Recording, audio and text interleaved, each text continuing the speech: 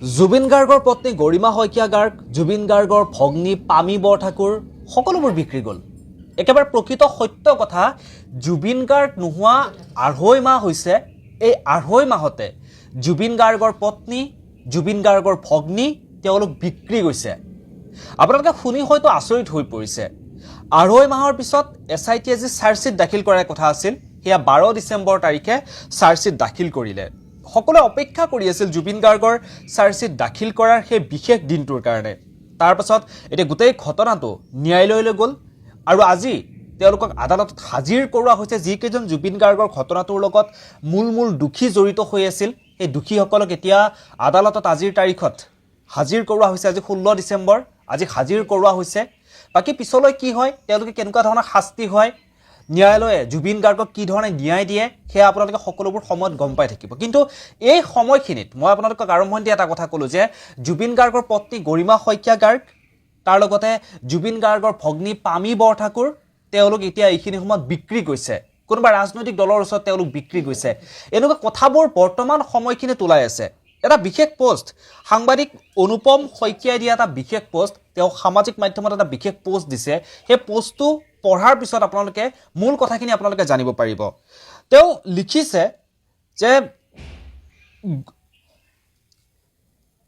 এক ছেকেণ্ড, অনুপম চক্ৰৱৰ্তী লিখিছে, গৰিমা পামীয়ে ক'লে, বহুত কষ্ট কৰি অৱশেষত SITয়ে চাৰ্জশ্বিটখন দিলে, মই সন্তুষ্ট। বহুতে ভাবিলে সেইখনক ভাল বুলি কৈছে, নপঢ়াকৈয়ে ভাল বুলি কৈছে, মানে গৰিমা পামী বিজেপিৰ হৈ গ'ল। মই বুজাত ২.৫ মাহ পিছত অৱশেষত চাৰ্জশ্বিটখন জমা দিয়াতহে তেওঁলোক সন্তুষ্ট হৈছে। সেইখন পঢ়ি বা জানি পাছত ভাল নে বেয়া সেইখিনি চাৰ্জশ্বিটত তেওঁ ক'ব। গৰিমা পামীক ইমান সোনকালে জুবিনৰ শত্ৰু কৰি নেপেলাব, অলপ অপেক্ষা কৰক। যদি ভাল হয় ভাল ক'ব, বেয়া হ'লে বেয়া ক'ব। স্বামী ককায়েক তেওঁলোকে হেৰুৱাইছে, আমি বুকুৰ উত্তাপ হেৰুৱাইছোঁ। যেতিয়াই সেই চাৰ্জশ্বিটখন ১২ ডিচেম্বৰ তাৰিখে, এই পোষ্টটো ময়ো পাইছিলোঁ। একচুৱেলি কি হ'ল, গৰিমা শইকীয়া গাৰ্গ আৰু তেওঁৰ ভণ্টি পামী বৰঠাকুৰ দুগৰাকী চাৰ্জশ্বিট দিয়াৰ দিনা জুবিন ক্ষেত্ৰলৈ গৈছিলে আৰু তাত কৈছিলে কি চাৰ্জশ্বিটখন দিয়াক লৈ আমি সন্তুষ্ট। এইখিনিতে মানুহবোৰে ভুল বুজিছিলে যে চাৰ্জশ্বিটখন তেওঁলোকে কেনেকৈ সন্তুষ্ট বুলি কৈ দিলে, যিহেতু তাত কিছুমান বহুতো লুপহোলছ এতিয়াও আছে। সেইকাৰণে মানুহে জাজ কৰিবলৈ আৰম্ভ কৰি লৈছিলে যে পামী বৰঠাকুৰ বা গৰিমা শইকীয়া গাৰ্গে কিয় পটককৈ চাৰ্জশ্বিটখন একচেপ্ট কৰি লৈছে। পটককৈ একচেপ্ট কৰি লোৱা বস্তু নহয়, কিন্তু তাৰ আঁৰতো কিছুমান কাহিনী থাকিব পাৰে যিবিলাক আমি নাজানো।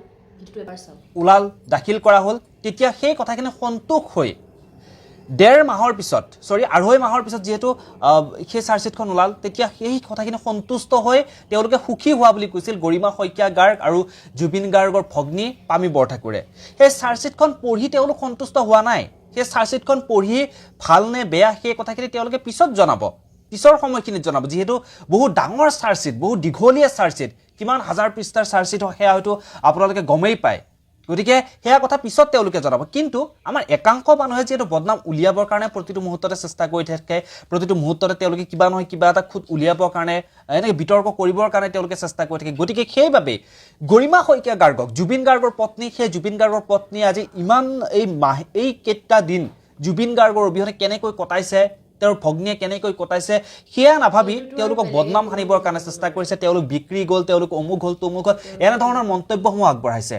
গতিকে খুব বেয়া কথা। এয়া অনুপম চক্ৰৱৰ্তীয়ে সামাজিক মাধ্যমত দিছে এটা বিশেষ পোষ্ট। সেই পোষ্টটো পঢ়াৰ পিছতহে মই আচলতে মূল কথাখিনি জানিব পাৰিলোঁ, আচলতে মানুহে কিহৰ কাৰণে গৰিমা শইকীয়া গাৰ্গ, পামী বৰঠাকুৰক তেনেকৈ কৈ আছে।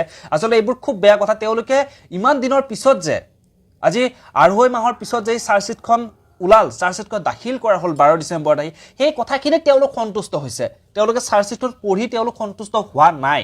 সেই কথাখিনি অনুপম চক্ৰৱৰ্তীয়ে স্পষ্টীকৰণ দিছে, সামাজিক মাধ্যমত তেওঁ লিখি স্পষ্টীকৰণ দিছে। এইখিনি আছিল মূল কথাখিনি। হয়তো আপোনালোকে জানি আচৰিত হ'ব। গতিকে নজনা নুবুজাকৈ কাকো বদনাম কৰিবৰ কাৰণে চেষ্টা নকৰিব। একাংশ মানুহ থাকে, তেওঁলোকে যিকোনো প্ৰকাৰে এটা বদনাম উলিয়াবৰ কাৰণে চেষ্টা কৰে। গতিকে তেনেবোৰ কাম কৰাটো একেবাৰে উচিত নহয়। কাৰণ কোনোবাই নিজৰ স্বামীক হেৰুৱাইছে, কোনোবাই নিজৰ ককায়েকক হেৰুৱাইছে। অসমবাসী ৰাইজে আমাৰ অভিভাৱকহীন হৈ পৰিছে বৰ্তমান সময়খিনিত। গতিকে কি ক'ম আৰু, এই ভিডিঅ'টোৰ পৰা ইমানতে বিদায় ন। পুনৰ লগ পাম এনেধৰণৰ কিছু নতুন খবৰে। ধন্যবাদ। আচলতে কি হয়, মানুহে পটককৈ জাজ কৰি লয় আজিকালি। প্ৰতিটো কথাতে সৰু এটা ডাঙৰ কথাত জাজ কৰে। কিয় এনেকৈ কেলৈ ক'লে, তেনেকৈ কেলৈ ক'লে, বা এনেকৈ কিয় কৈছে। তেওঁলোকৰ যিখিনি এতিয়া মানে জুবিন দা নাইকিয়া হোৱাৰ পিছত তেওঁলোকৰ যিখিনি অভাৱ, যিখিনি খালী গোটেই ঘৰখন চাগে হৈ গ'ল, মনৰ ভাৱবোৰ তেওঁলোকে মানে কেনেধৰণে প্ৰকাশ কৰিব লাগে বা কি কৰিব লাগে তেওঁলোকে চাগে নিজেও এতিয়ালৈকে বুজিয়ে পোৱা নাই। তেওঁলোকে কি হেৰাইছে আমি হয়তো অনুভৱো কৰিব নোৱাৰোঁ, কাৰণ আমি জুবিন দাক হেৰাইছোঁ, আমি ভাল পাওঁ জুবিন দাক, কিন্তু তেওঁলোকৰ কাৰণে জুবিন দাই সকলো আছিলে, গোটেই পৃথিৱীখন আছিলে। গতিকে পটককৈ জাজ কৰিব নালাগে। আমি বিচাৰোঁ যে চাৰ্জশ্বিটখন ষ্ট্ৰং হওক, চাৰ্জশ্বিটখনত কিবা লুপহোলছ আছিলে যদি সেইখিনিকো কাম কৰক আৰু অতি শীঘ্ৰে জুবিন দাই ন্যায় পাওক। ধন্যবাদ।